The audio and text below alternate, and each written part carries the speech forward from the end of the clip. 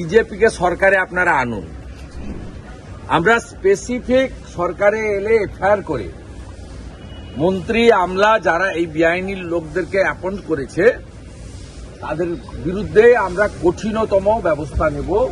বিজেপিকে আপনারা এপ্রিল মাস 2026 সরকারে আনুন। আমি আপনাদের সঙ্গে পরশুদিন যখন কথা বলেছিলাম তখনই বলেছিলাম এই রাজারহাট নিউ টাউন বিধানসভার একটা বুথে 69 মৃত ভোটার আছে। আমি সেদিনই আপনাদের বলেছি, বুথ নাম্বার আমি আপনাদের বলি। এটা তো সব জায়গায়, এই জন্যই তো no SIR no election. We need SIR, Bengal needs SIR. Baruipur থেকে আর মালদা একই ছবি, ইন্টেনসিভ আপনার রিভিশন, এটা পশ্চিমবঙ্গের প্রয়োজন এবং প্রসেস তো শুরু হয়ে গেছে। এই তৃণমূল কংগ্রেস মুসলিমদের কাছে গিয়ে বলছে এসআইআর মানে এনআরসি, তারা 5টা জেলায় বিএলও 1 জমা দিয়েছে। অর্থাৎ বাইরে একরকম ভিতরে একরকম। নির্বাচন কমিশন সাংবিধানিক বডি, তারা স্বচ্ছ ত্রুটিমুক্ত ভোটার তালিকা করবেন এ আমরা আশা রাখবো, দাবিও রাখবো। একদম বোগাস তালিকা। মমতা বন্দ্যোপাধ্যায় এই জটিলতাটাকে কন্টিনিউ করতে চান। 1803 জনের নাম প্রকাশ করেছে, এটা অসম্পূর্ণ তালিকা।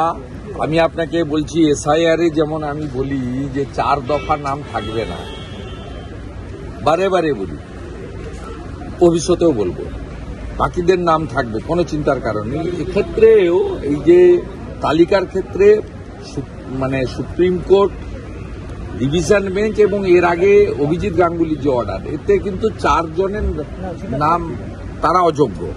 কারা? যারা ওয়েভার টেম্পারিং হয়েছে তারা 1 নম্বর, একদম ক্রিস্টাল ক্লিয়ার।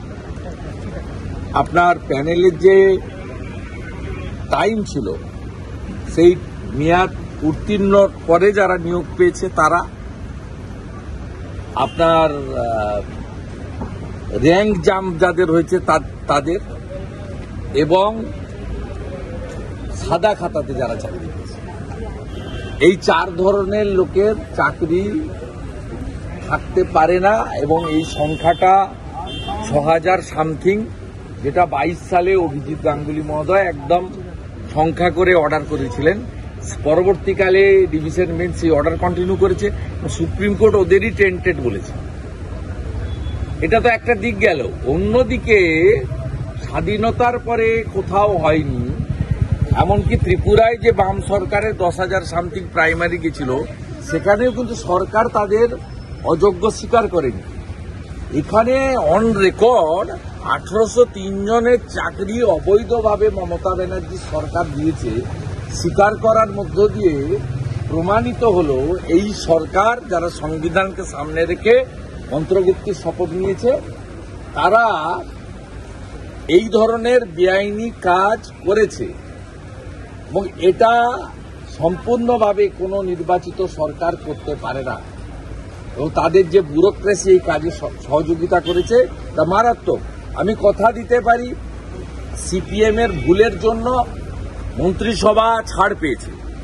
সিপিএম যখন স্কুল সার্ভিস কমিশনের আইন তৈরি করে একটা জায়গা লিখে রেখে দিয়েছিল, সেই জায়গাতে পরিষ্কার ছিল যে অ্যাডিশনাল পোস্ট ক্রিয়েট করতে পারে ক্যাবিনেট, যেটা ডিভিশন বেঞ্চ সিবিআইকে দিয়েছিল অর্ডার করতে। অভিজিৎ গাঙ্গুলি মহোদয়ের অর্ডারকে আপহোল্ড করে সেটা সুপ্রিম কোর্টে গিয়ে এরা মুক্তি পেল। কেন? 1996-এ এসএসসির যে সিপিএম এইটা করে গেছে, সিপিএম জানতো যে আমরা আরো 50 বছর 100 বছর থাকবো, নাতিরাও মুখ্যমন্ত্রী মন্ত্রী হবে। সিপিএম জানতো না যে ওরা চলে যাবে। সেই জন্য সিপিএম 96 সালে স্কুল সার্ভিস কমিশনের রুলে রেখে গেছিল যে অতিরিক্ত শূন্য পদ ক্রিয়েট করতে পারবে ক্যাবিনেট। সেই কারণে মমতা ব্যানার্জি সহ তার পুরো ক্যাবিনেট তারা বাইরে আছে, যারা 2022 সালে 5ই মে অবৈধভাবে 5800 পোস্ট ক্রিয়েট করেছিল, যেটা তদানীন্তন গভর্নর এখন x vice president Jagdeep Dhankhar আটকে দিয়েছে। এটা আমি বারে বারে ডকুমেন্ট হিসেবে দেখি। আমি পশ্চিমবাংলার বেকার যুবক যুবতীদের কাছে কথা দিতে পারি ভারতীয় জনতা পার্টির বিরোধী দলনেতা হিসেবে, এই যে 1803 অ্যাডমিটেড বেআইনি লোককে চাকরি দিয়েছে, বিজেপিকে সরকারে আপনারা আনুন। আমরা স্পেসিফিক সরকারে এলে এফআইআর করে মন্ত্রী আমলা যারা এই বেআইনি লোকদেরকে অ্যাপয়েন্ট করেছে তাদের বিরুদ্ধে আমরা কঠিনতম ব্যবস্থা নেব। বিজেপিকে আপনারা এপ্রিল মাস 2026 সরকারে আনবেন। আমি কমিট করছি 8 মাসের জন্য, আপনারা 8 মাস পরে দেখে নেবেন, কথা কাজের মধ্যে মিলিয়ে নেবেন। এবং এই লোকগুলোর ভবিষ্যৎ, including Mamata Banerjee and her caucus, এদের ভবিষ্যৎ কিন্তু ঠিকানা হচ্ছে জেল। আরো ভালো ভালো খবর দেখতে সাবস্ক্রাইব করুন বাংলা হান্টের ইউটিউব চ্যানেল। বাংলা হান্টের আরো খবর দেখতে নজর রাখুন। বাংলা খবর মানেই বাংলা হান্ট।